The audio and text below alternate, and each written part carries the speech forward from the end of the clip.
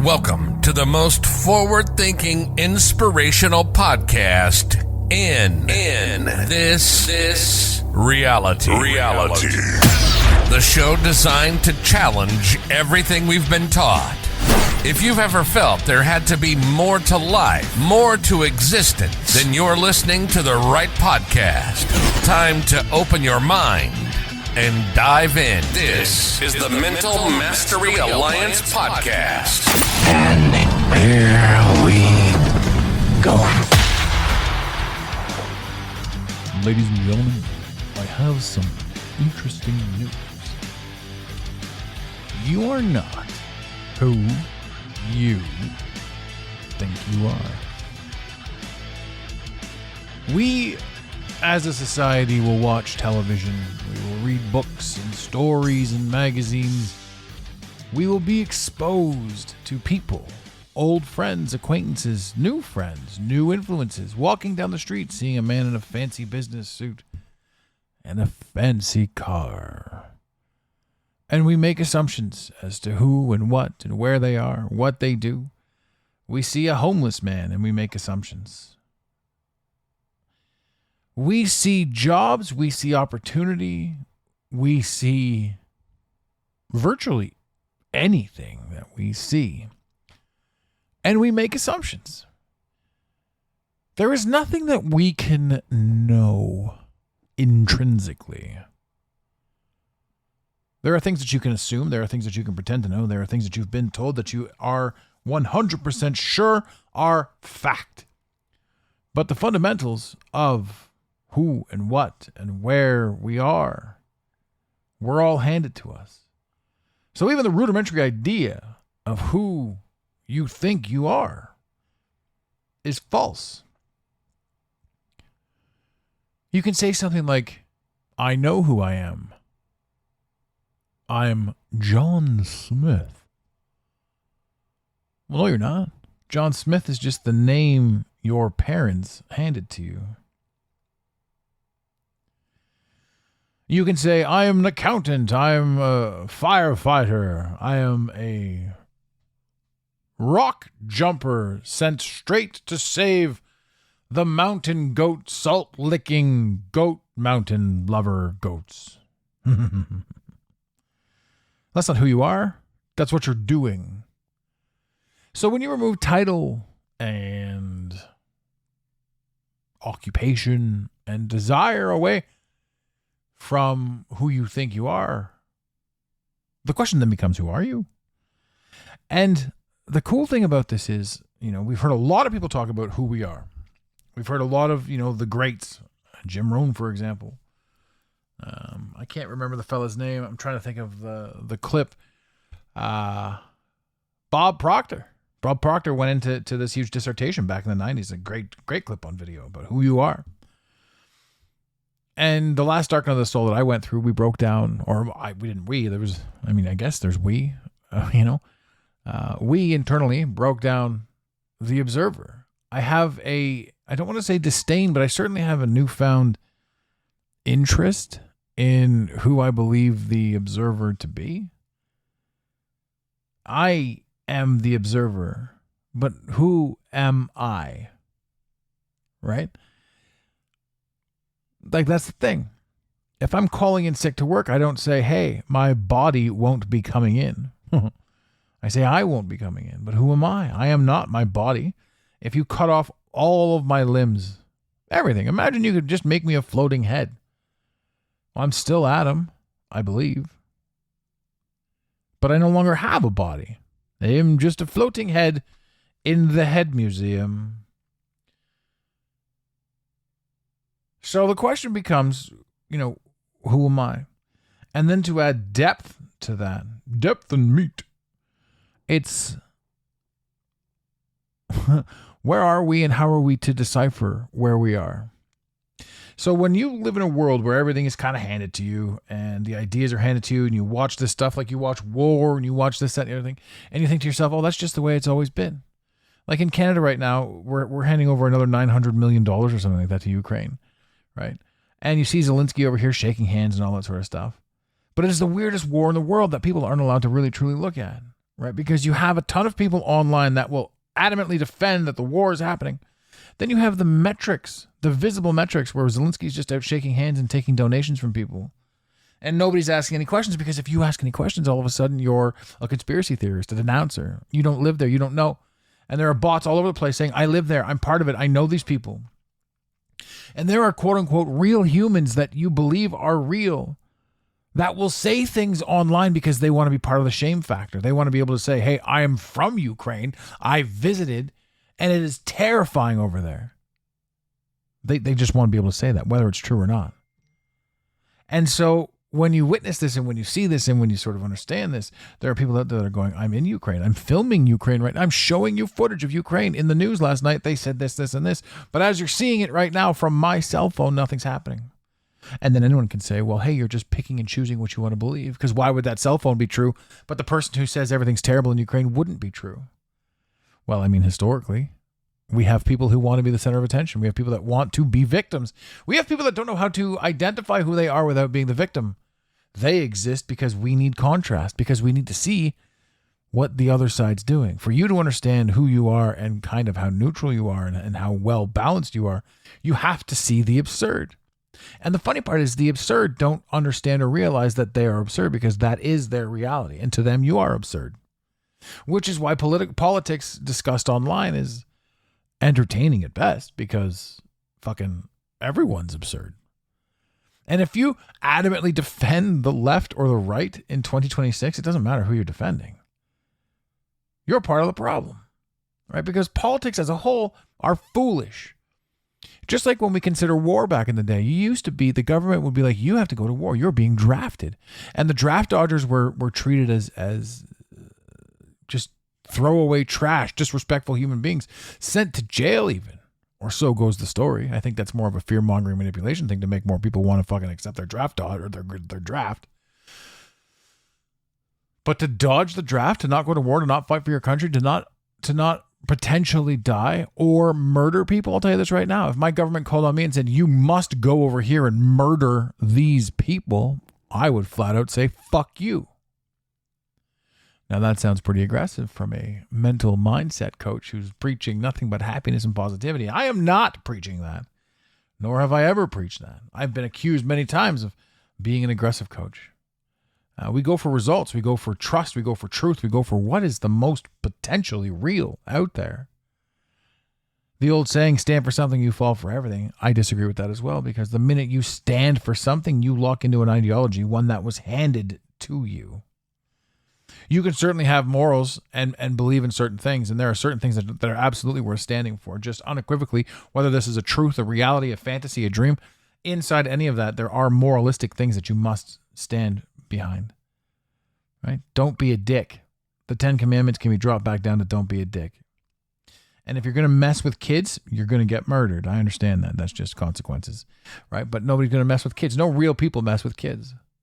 Mostly just NPCs and broken individuals and people who are designed and destined to die simply because they need to be the contrast of what we're seeing. Am I off mark right now? Not really. We're about to start talking about Christmas. Jumping from Idaho murdering or firing squads with the pedophile, whatever it is, to Christmas. Christmas isn't what we remembered it. The 90s are gone. For anyone who's in their 40s right now, the 90s are gone. But remember the magic that was in the 90s. How do we define who we are? How do we understand who we are? How do we truly grasp who we are? You are not who you think you are. Because anytime you're ever asked, or you've ever asked yourself any questions, or you've attempted to go into anything deeper, or you publicly state anything, or what have you, you get lambasted by those pushing the narrative. Going back to Ukraine, I can specifically say, as a eyewitness, oh, you're an eyewitness? You just want to make yourself part of the situation, throw yourself in there and be part of the drama? Just no. I was just an eyewitness. I don't have a stake. I'm not trying to prove anybody right or wrong, and I'm not coming at anybody with any aggression. I will state this. The news was saying the truckers in Ottawa were violent. Violent. And the truth of the matter is, there was no violence. We had come together in unity. The news had said, phantom honking is keeping businesses up at night. No, shutting businesses down for years and not allowing them to be businesses was keeping them up at night. But then you're going to hear people who took that piece of the news and ran with it and said, this is the truth. This becomes my truth. This is my reality. And the thing about that is you're going to see lunatics doing this because they're crazy. And some of these lunatics are going to be close friends of yours or people that you spent a little bit of time with that you didn't realize how far gone they truly were. Because you're not supposed to stay friends with everybody all the time. A reason, a season, or a lifetime. You don't know who's coming to stay, who's coming to teach you a lesson. What you do know is contrast exists everywhere. So when you see these people who just decide to adamantly believe whatever the news is saying, there is an issue there. But it's up to you, the observer, to make your truth out of it, the reality that you need to make out of that. You find yourself in a situation or maybe a parallel universe where something's a little bit askew, a little bit different. I mean, we've got the Mandela effect. What does that mean?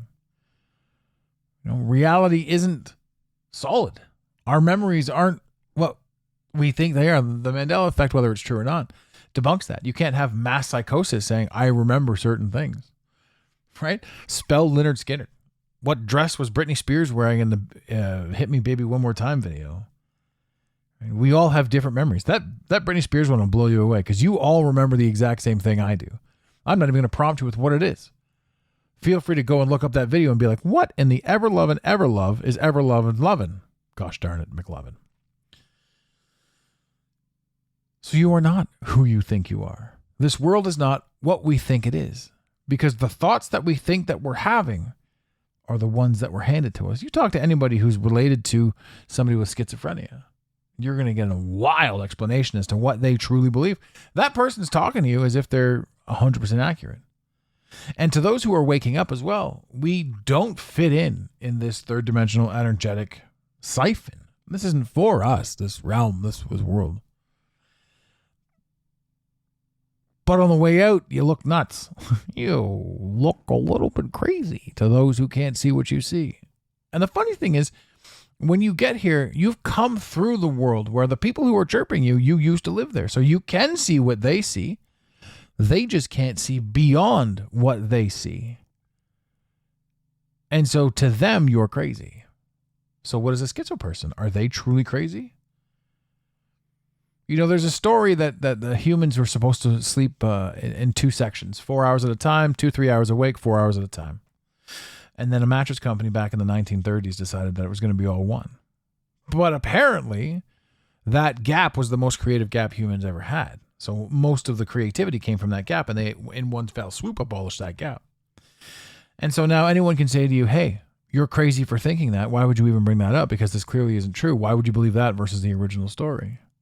Right? And I say to these people and to you who is reading or listening to this podcast, they don't have the ability to comprehend. And so for their sense, and therefore what they hear, what they say, what they choose, what they want to put out there is regurgitation of what they've been programmed to do. These are not real people. Right? And the more we understand that, it's funny because I have to explain that these are not real people, but it blows people's minds. The real people who are actually walking around here, the 9,900 or whatever you want to call it, the real people that are actually playing inside this sandbox, who knows how many there are. But when you meet a real person, when you meet a real entity versus an NPC versus somebody who's just there to enhance your experience here. You can't play a video game. You can't watch your favorite movie without a supporting cast, right? Your favorite movie has, 9 main cast members and over 150 supporting cast. And that's probably the average to what life is. So understanding that as a creator, you're creating something, you're a creator, you're creating something, and you're also your own creation. But who you are is not who you think you are, because who you are is part of the story. Who you are is part of the experience as to what we are doing here. And when you can legitimately, truly answer the question, who am I think you get a little bit further into your own potential game. Right? And to expand upon this inside the entirety of the reality, it's not just you that's changing. It's not just the Mandela effect. It's not just Lynyrd Skynyrd and Britney Spears. It's Christmas. It's summer vacation. Do you remember being a kid? And summer vacations lasted forever. until September. Then it felt like they went by in the blink of an eye. But you got into some serious adventures as a kid. Summer vacation, it was nice and hot, and the cicadas were screaming in the background, and you were in the back forest with your buddies, 9, 10, 11 years old. You were riding around on the streets with your bikes like there was no tomorrow. Total and utter freedom. There was nothing to worry about. There was no internet. There was no cell phones. There was no keeping up with the Joneses. There was no trying to impress anybody at all times.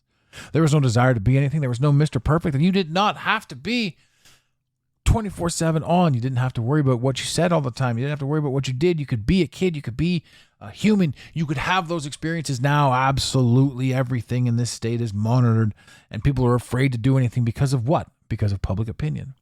What if I say or do something stupid, and all of a sudden my stupid ass is on the internet being lambasted by everybody because everybody doesn't have the ability to have a sense of humor. And also not everybody was there. And also you're going to get a clip of what I was doing versus the entirety of the story. So in that clip, I may look asinine. But when you were living through it during the time that it was happening, it was probably very hilarious. This world wants to hang everyone. There is no more judge and jury. There is only court of public appeal.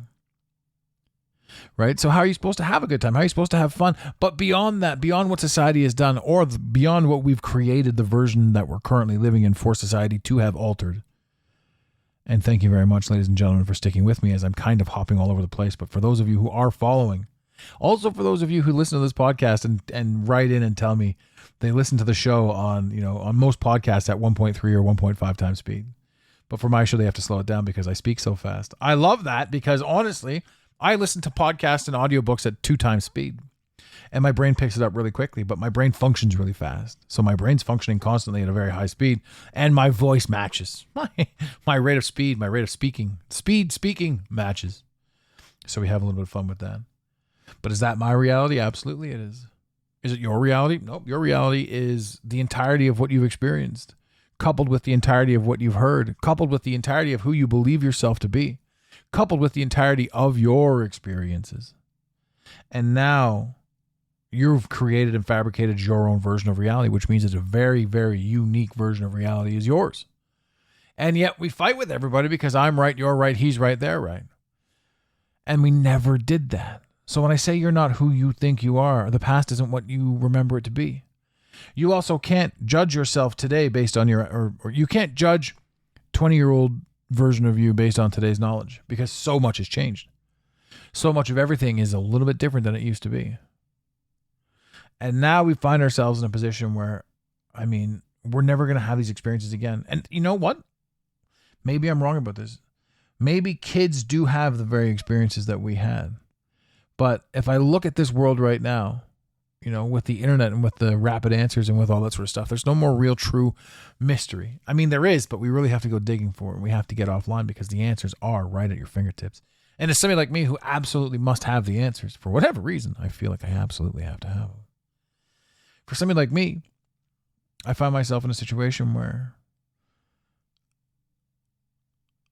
I do wonder if the mystery will ever come back or the excitement. You ask anybody and they can tell you, especially any guy that was into wrestling, obviously you have to be into wrestling for this one, but they can tell you where they were. Or they'll at least know this. Does anybody remember the word Booker T dropped on live television? Immediately people have that comes to mind. Right? Is there anything like that right now? I just saw a clip of promo for wrestling. Seth Rollins and Roman Reigns are going at it, and Seth says, "One thing you've never done is beat me." And watching the two of them stand in the ring, I remember when they were the Shield and they were young and all that sort of stuff. But these guys are like the upper echelon. It took a long time for Seth Rollins to be pushed that way, and his injuries and coming and going from the screen kind of actually helped. But this guy, these are the top talents. This is the Shawn Michaels and Bret Hart of our day. And back in the day, we just simply accepted that these guys were larger than life, absolute legends. But now the story has to be sold, especially to somebody like us, our age. We've seen it. We've done it. We've experienced it. There will never be another Hulk Hogan. There will never be another intro. There will never be another NWO. Right? Because way back in the day, the New World Order changed the face of the wrestling world. It was the neatest, coolest thing in the world because we had gone from bubblegum wrestlers, Duke the Dumpster Droese, Honky Tonk Man, Big Boss Man, all of these comical cartoon characters, and then we Scott Hall is no longer Razor Ramon. He's Scott Hall. He's coming out with his real name. Diesel isn't some big thug. He's Kevin Nash. He's coming out here to kick your ass. Right? They changed the face of that. And is it possible that we get another one of those? Not necessarily in wrestling, but if you look at all of life, the same way you look at television programming and or experiences that you're having. What's the thing that could fold reality out of it? What's the thing that could take place that would shock the world, that would have the world today say, this is so new, we'll never experience this again. This is lightning in a bottle. Right? The kids today, they're going to hear about the alien invasion. There's going to be some bullshit story, Project Bluebeam, about the alien invasion and how yada, yada, yada, and then we're going to look for unity. And there's going to be a ton of people running around, where were you when there was actual proof that the aliens existed? Well, I don't think they're going to be able to actually prove that unless they sit down some entity in a room where people can see it and you yourself are down there looking at it. Because anything on TV right now, there used to be a saying, believe half of what you see and none of what you hear. But now you can't believe anything that you see or hear, because AI has come in such a long way that you look at some of this stuff and it's incredible. I would not be surprised in the least if a bunch of movies right now have been just completely AI and we didn't even know it. The likeness and all that sort of stuff has just been completely AI. I'm kind of on a bit of a tangent here, but this is, Christmas time. You see those clips now, the nostalgic clips from the 90s, kids opening Nintendo games. I remember the pure excitement of receiving something like that. Now, granted, that gets taken away as you age because you're no longer a kid and you have all these experiences and sort of what Christmas becomes and you realize what it really truly is and what it's all about. But is there ever a moment in time where an adult can open something up or like buy themselves a car and be like, look, I finally have my dream car. I finally have this. I finally have that. I don't know. I know that time dilation has changed. I know that people are talking about CERN being shut off until 2030. Of course, Agenda 2030, why not? But CERN being shut off is disconnecting, realms and realities. And there's a difference, a change, an alteration. And people understand that. People can feel it. People get it. And so for me, I look at all this sort of stuff and I think to myself, there is something major going on. And the whole purpose of this entire ramble, this giant 22-minute run-on sentence, is that you are not who you think you are. And this is going for the people who are depressed, who are not feeling, true to themselves, or not feeling, where they need to be. The version of you that you're beating yourself up over is a version that you created, and it's a version that you can change. The memories that you have that are associated with certain things, whether something was done to you or whether you did something, are memories that you can change. You are not a prisoner of your past. You are not even who you think you are, because that's the main message. So when you realize this and when you understand this, you understand that you are now having an experience that you're cultivating and creating. Therefore, the oh poor me, or the this isn't going to work, or the I'm depressed, or I'm upset, or I'm elated, I'm winning, I'm doing this. These are all choices. These are all choices that you're making that are helping create and fabricate your version of reality. That's why some people are super happy. Some people are super sad. Some people are super fat and some people are super skinny. Some people are neutral. And every single person, whether you're super fat, super skinny, super neutral, you're going to have a complaint. I don't have this. I don't have that. I'm super neutral and this little bit of a roll is offensive. I'm super neutral and my boobs aren't as big as Karen's down the street. I'm super fat. I wish I was super skinny. I'm super skinny. I wish I had some muscle. There isn't a single person on this planet that wakes up in the morning and goes, you know what? I'm fucking fantastic. Except for maybe me. But that would be a lie, wouldn't it? That would just be a show I'm putting on. Because even I wake up in the morning and I question everything. And so when you understand that you're not supposed to be perfect, you're not supposed to be any one thing, you're supposed to be inquisitive, you're supposed to be living in the question, you're supposed to be having an overall experience. This idea that you need answers, that you need to be a certain place, a certain time, you need to do a certain thing a certain way to get a certain result is a cage. The idea that you listen to other people tell you that, your parents, your friends, your peers, it's foolish. Because everybody's got advice, everybody's got something to say without actually taking anything into account. You'll find that 99% of the time, most people are talking to you or talking at you as if they're some sort of expert. Now, I'm a coach, a business coach, a marketing coach, a sales coach. I don't have any answers because everything that I could tell you is based solely on my experience. My coaching and the way we get through to people is to allow them to pull out their own experiences. And then we question those experiences and we talk about them, and then we build something that is based around your experience. Because every single person is different. Because every single experience is different. Every single interaction is different. The one constant in this entire universe is contrast. That is the only constant. So whether you choose to believe anything or disbelieve anything or get caught up and tied up with internet trolls chirping you, understand that every single time an internet troll chirps you, it's not because they're trying to put you down or they think that they're superior. They might. This might be the thing. But you'll see that these are specific instances for you to become better at what you're saying, speaking, doing. Any typical troll is just somebody put in your path to make you a better version of you. I mean, you could be a troll. I remember being a troll. Back when I hated myself, when I was thoroughly locked in the third dimension, I know I was just an agent of chaos. And I would just say random shit. And to real people who experience this stuff, it kind of hurts because you're like, I'm doing a lot of really hard work. Why is this person shitting on me or coming up with something stupid to say? And why do I feel bad about them saying this? Why is it okay for them to say this and just be carte blanche about it when it doesn't make any sense to me? And it's hurtful and vindictive, right? But that's simply just the way it goes until you grow a bit of a thicker skin and you realize that these assholes that are saying random shit that put no thought into anything are just stupid, right? But they exist in the way that they do to make you a stronger version of you to achieve and acquire those dreams and goals which you wish to acquire. Like I've said before, when you go to the gym, the weights aren't your enemy. Yeah, they're hard and they're heavy and you have to pick them up and all that sort of stuff. But it's that tension, it's that pain, it's that physicality, that restraint, that pushback that creates bigger muscles. And so that's what's happening right now in this world. So the entirety and the totality of this whole podcast can be summed up into one thing. Too long, didn't read. You are not who you think you are. This world is not what you think it is. And everything that you're doing is extremely important. Because somewhere along the way before we got here, we chose to come here. We chose to have this experience. And we chose to figure it out.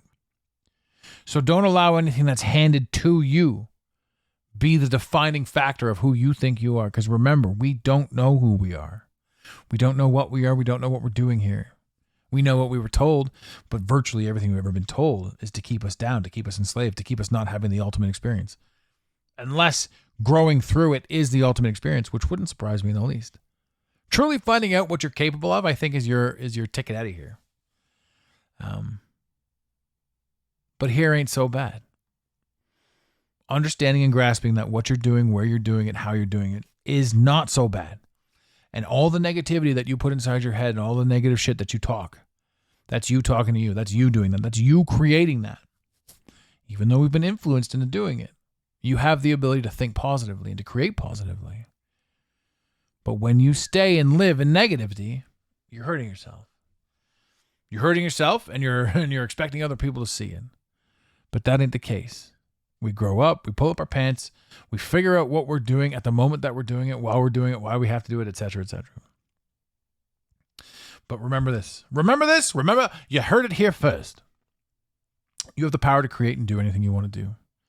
Observe the patterns in your life, observe the patterns in what's happening, observe what's going on, and understand and comprehend that as you're observing this, once you look at it, you have the ability to change it. Often once you look at it, it itself changes. There's a scientific thing for that as well. But this place is pretty fascinating. And yeah, we're going to have a good time moving forward. Ladies and gentlemen, thank you so much for listening to me ramble on and on and on. I love my audience. I love you guys. And if you know anybody else that wants to listen to this show, please share it out. We want our numbers to grow a little bit. We're doing great things. Every time I look down, you guys are sharing the podcast. You are, promoting it to your friends because we're growing.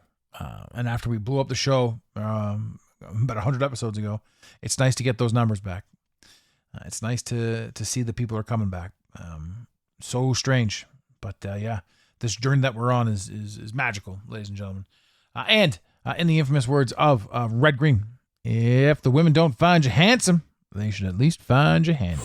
We really hope you enjoyed this episode of the Mental Mastery Alliance podcast. Stay connected with us directly through the mentalmasteryalliance.com. You can also join the discussion on Instagram at instagram.com/the Mental Mastery Alliance. Let the team know you're listening by using the hashtag TMMA or tagging us at the Mental Mastery Alliance. To have your voice heard on the show, leave a voicemail or send a text to 647-338-1265. Long distance charges may apply. If you love us, leave us a review. If you hate us, you spend your time in weird ways, but also leave a review. Every review on iTunes tickles the algorithm, helping us grow. Until next time, unity over division. This concludes the most surreal portion of your day. You got it, Pontiac.